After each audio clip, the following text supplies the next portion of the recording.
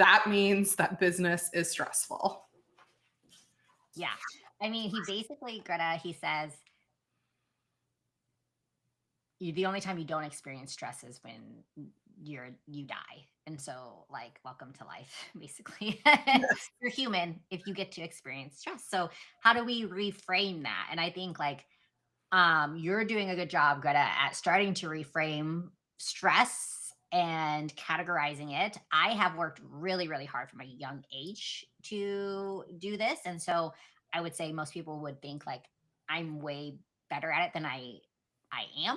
I try really, really hard. So we're going to talk to you today as business owners, as entrepreneurs, and um, go over why do you think when you have stress that you're failing? Like automatically we associate stress with immediate failure. We are failing at this if that's the case. And then why and how does our perception, like I said, like our perception of stress matter more than the actual stress? Really the stress is it comes and it goes. We just linger onto it and keep it there. We kind of like hold on to it and put it in our pocket and carry it around with us. And how can you build a healthier relationship with stress as you continue to build your business and scale? And Greta, like you said, whether you're growing, whether you're staying the same, your business is stagnant, whether, either way, you're going to have stress in your life. So you might as well have stress as you grow and you scale. So how we're going to talk to you because we've built 3 7-figure businesses in under a year. And you can only imagine what stress, if you're listening to this or watching this, we've gone through. And we're going to tell you how we dealt with each stage of the business. Yeah. I love that you mentioned that, Judy, because as I was reflecting and like prepping for this episode, I was just thinking like of my conversation with Layla and Alex, where they basically were like, you're a masochist for pain, AKA I love stress, because we literally like put ourselves like back into the loop of stress with each and every one of our clients. Like we have repeatedly gotten to go through the phases of starting your business, scaling your business, and then ultimately getting to a place where it like feels like everything's in place, but that's typically when stagnation happens. And then you have to figure out ways to ramp things up in a new way. So those of you who are listening, I'm laughing.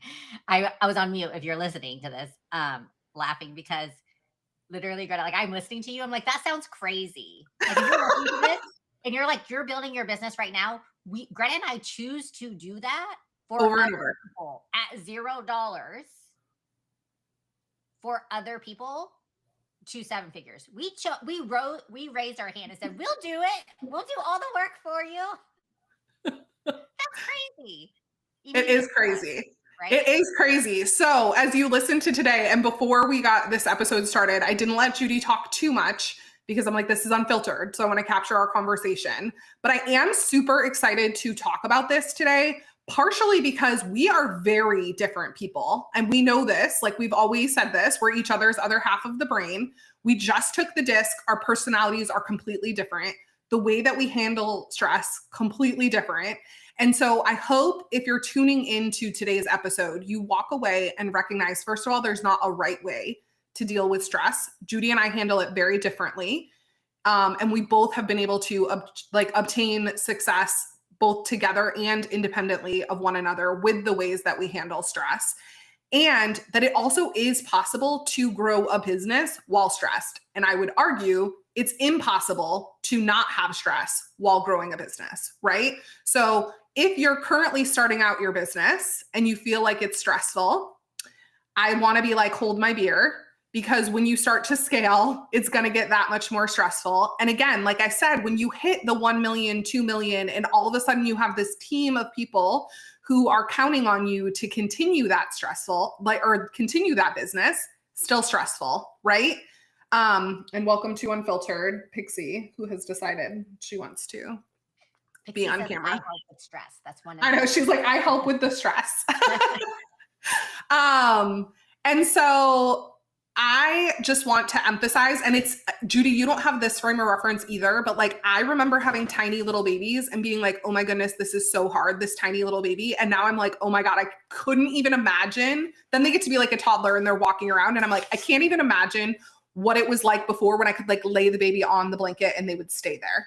Right. And so like in our business, it's really similar. In the beginning, I'm not saying it's not stressful, but we're like, oh my God, I have to create lead magnets. I have to come up with social media posts. And like, it all feels so overwhelming, but like also nobody has any expectations for you. And so it's going to continue to like exacerbate and get to be more, but you also learn to tolerate the stress more. So I remember when we had a client who we were nurturing through that 0 to 7 figures, and they had a 2K invoice, which was one of their bigger invoices that they had sent out. We were scaling them from sort of like more of a DIY course approach to one-on-one coaching. And so this was one of the bigger invoices that they were sending out. And the person paid their first invoice, missed the next one. And they were like freaking out. You know, that's how they pay payroll. Totally understandable, right? Like not taking away from how stressful that situation is. But what we had to do was anchor into, you know, this is just one payment of millions that you're going to get over the next 10 years. We're going to do our best to recoup that amount, but we're also just going to move forward to the next person we can serve. And now that person is collecting 15K payments and honestly doesn't even really notice when somebody defaults on their payment. It doesn't happen very often, but it's such a blip in the bucket that ultimately it's like you have to work through in your body the ability to handle those uncomfortable situations, recognize that stress is there, acknowledge the stress, and then continue to move forward, right? So I just want to emphasize that every phase of business has stress. It just changes shape. Yeah, for sure. And every phase of life, Greta, because you mentioned babies. Yeah. You're going, I think my biggest takeaway from what you just said, Greta, was that, because this is something that I reflected on when we did our discs is that like, I'm like, go, go, go, go, go. And somebody who's go, go, go, go, go, like Alex Hormozi talks about, he's also go, go, go, go, go, where it's like, you have to kind of have to put me in a corner and be like, no, Judy, like, stop. We can't like create a business tomorrow. You know what I mean? And that stresses the whole team out. So for me, I knew that early on in my career when I started to hire people, lead people, manage people, that I was stressing everybody out because I was like, everybody has to be perfect. Everybody has to be like me. Everybody is like me. You know, this is before I knew all about the disc and everything else, right? It's just like, I knew I was kind of good at leading people. But then I also knew like, oh, you're kind of bad at this too, because you can't really handle, you can't like, if nobody wants to work with you, you're stressing everybody out. You're not going to have a business.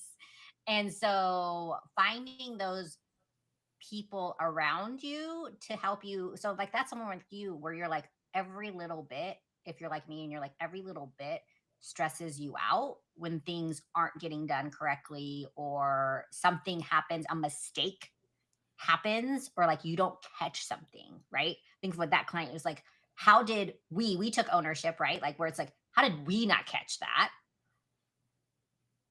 And then they also were like, how did I not, you know, as the owner? And so, but when you can have what, I don't know if you want to call it a system, what is it, like a routine in place when something like that comes up for you, figure out to like process, like process, steps like you process. Yeah. a big stage of stress. So Greta, like, what is it for you to process it? And I'll share what it is for me, because I know it's different for people who are listening to this. Yeah, I was going to say, I feel like it's super different.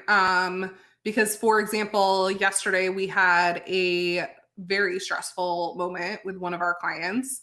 And I know from looking at you, your reaction to that situation was very different than mine is. And mine's evolving too, I would say, which I think you're going to touch on here too. But typically my default 5 years ago would have been immediate, like, I'm the worst, they should fire me, there's no coming back from this, it's the end of the world. Whereas now I go more into like a root cause analysis. Like, okay, what happened? How can I quickly fix it? Like, is there a solution that can be implemented immediately?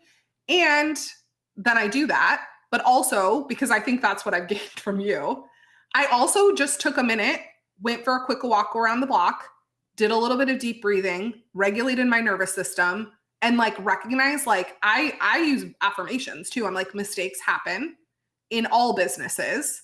And me and Judy love to screenshot the mistakes other people make. I think Judy partially does it for me to just be like, hey, even Alex Hormozi or these big name people are sending out stuff with errors because we hold ourselves to such a high level of perfection. So I really anchor into like, everybody makes mistakes. Our clients are super important to me, and I always have the best of intentions, right? Like really anchoring my body into that space too. Yeah, for sure. And I go, my immediate, you guys can already see I'm doing it right now, is I laugh because I'm like, that's so freaking hilarious. Like, I just find it so funny. And this was from like a mentor I worked with when I was working. We grew a business from 7 figures to 10. And that was just something like we would just do like shit would hit the fan and it would be like sales CRM down. We're doing 6 figures in a day and all of the salespeople are mad at us and everybody's like cursing and like the internet's going off and all of that, right? And so my immediate thing is like I just laugh because I'm like, mistakes happen. That's funny. I think like no, it's not funny though. It really isn't funny. In the moment Greta's like, this isn't funny. She's like looking at me, she's like, this isn't funny, Judy. I'm like, well, what can we do? There's like nothing we can do now. It's already happened. So now it goes into, I go into solution mode. And that's usually, how can we prevent this from happening right now? And I always go into, and I think this is my hiring background of like, what is going on with the person or the process? So nobody wants to make a mistake. So when I go to a person, like nobody's like, I'm just going to wake up and be like, I'm going to F up Greta's day today. Yeah, right. Like I'm gonna really mess shit up. Like I know I'm gonna break trust with these people. Yeah, I want to lose this client that gives me a $60,000 lifetime value. Like nobody wakes up and is like, I want to do that. So help me understand why this happened. Go to that person. The other one is, what processes can we put in place? How can I support you?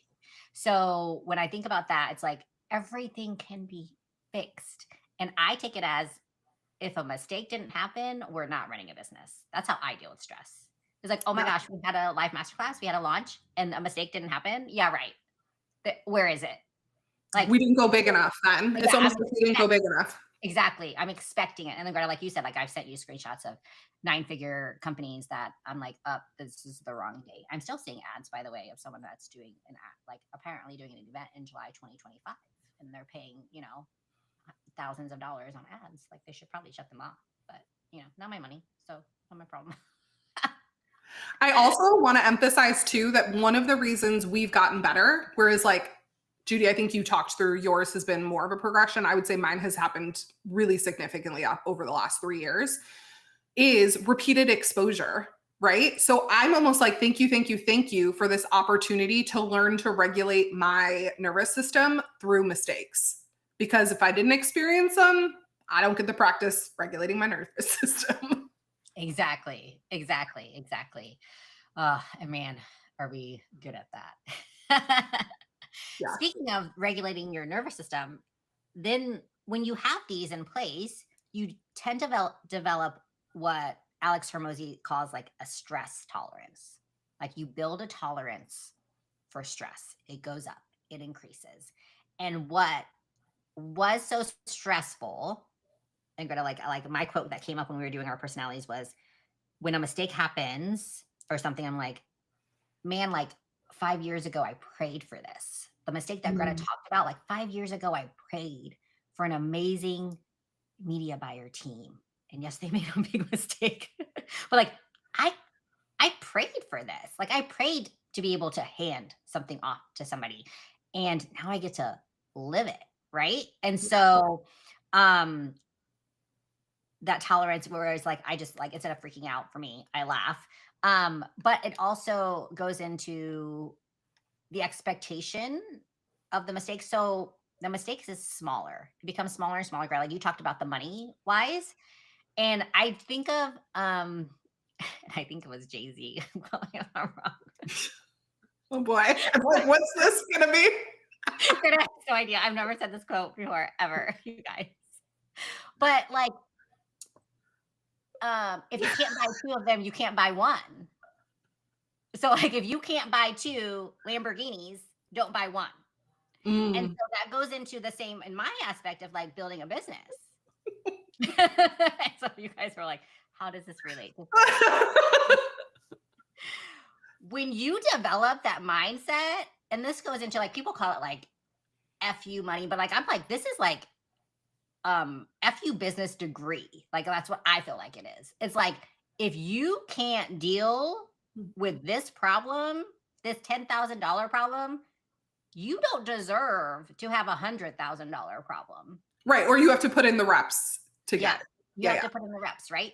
Like everything that you see is years of building up. Like Greta, like you know what I mean? Like just physically, like you guys are like looking like, and however you look at your favorite mentor, your favorite person that you respect, it's like it was years, over a decade for me and Greta to put in the work to be able to have the stress tolerance that we do. So the problem is no longer a problem. So like that, by the way, the problems are the same.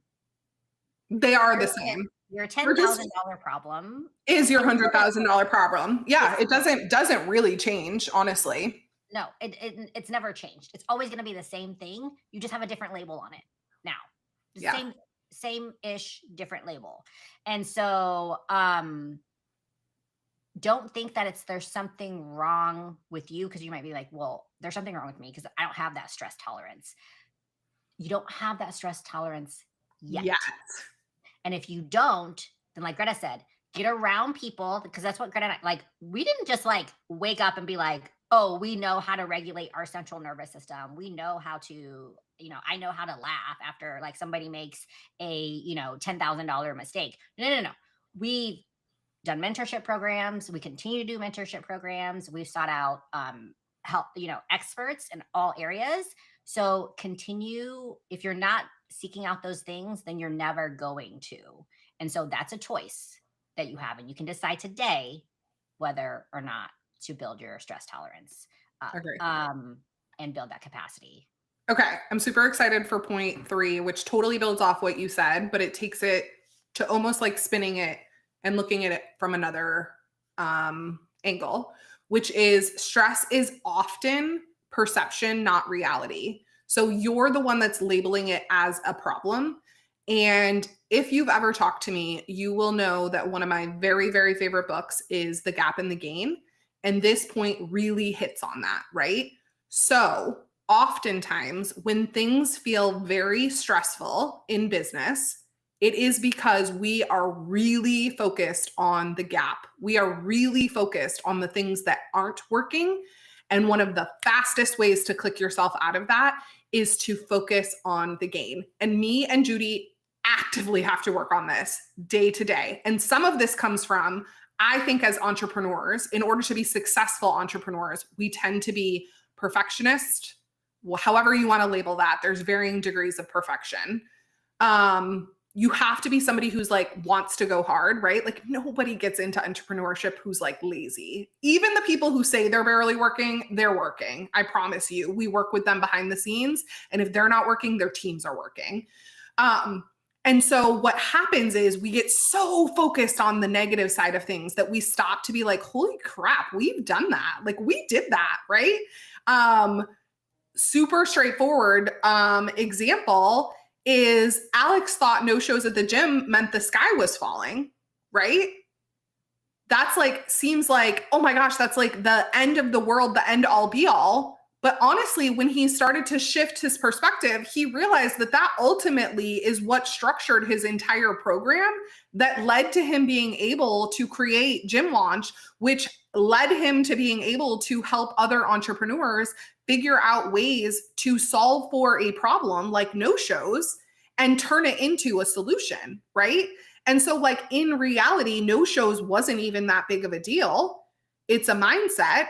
And it fueled the next level of growth. right? So, and I think the same for us. Like we focus a lot on show up rates for master classes, and we could focus on the hundreds of people who don't come that night, or we can focus on making the most of the people who do come and thinking of creative ways to get the people who didn't come involved.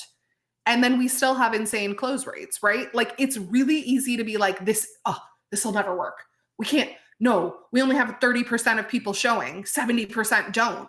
If we focus on the 70% who don't come, suddenly we're a failing business. But if we focus on the 30% who did come and then booked a call, we're not failing. We're successful. In fact, we're creating a business that's going to do more than $2 million in revenue this year, right? So when you shift your view as stress as part of the game, you make decisions that keep things building, that build off of those things that feel like problems. 100%. And Greta, like, you're so good at framing that because like I don't stop and smell the roses, as they say. Like I'm not one of those people. I'm like, let's just keep going. I'm happy. Let's just keep going. And you do that so well for our team and our clients because like typically we get on a call and we get on a strategy call and we meet with our clients a couple times a month who we run ads for, and they're like, okay, well, I didn't get this or I didn't do this, right? Like they start with the stress and you usually go into it with, okay, like, but like what went well? Like what were some wins? And so if you don't like start doing that every day in your life, and that's why it's so important to wake up with gratitude. And like, that's like the first thing that you do is gratitude.